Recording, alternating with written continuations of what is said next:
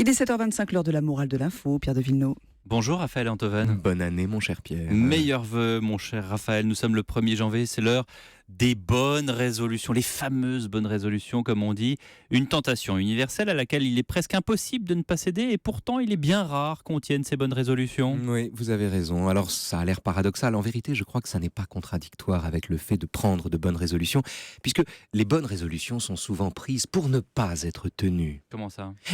Qu'est-ce que c'est que le Nouvel An, Pierre? C'est une seconde magique où soudain, par la grâce de l'horloge et du calendrier, les hommes jouent à faire table rase du passé. Ou du passé table rase. De sorte que, dans la scansion collective du temps, la nouvelle année occupe une place essentielle. Elle désigne l'instant où l'humanité entière se persuade qu'elle prend un bain de jouvence avant de reprendre le cours ordinaire de son existence. Peu importe qu'au petit matin, rien n'ait changé.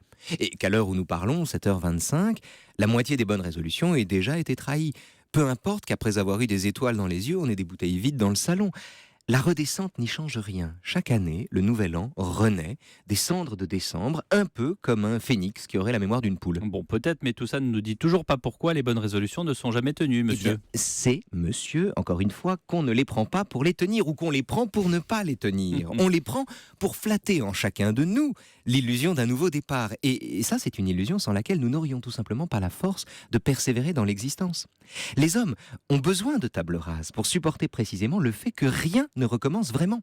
De même que les esclaves les plus efficaces sont ceux qui se croient libres. De même qu'il est faux, mais indispensable, de penser que le plus important dans la vie est encore devant soi et n'a pas encore commencé. Et bien de la même façon, c'est dans le fantasme d'un nouveau début qu'on trouve précisément la force de continuer à vivre alors que rien ne change.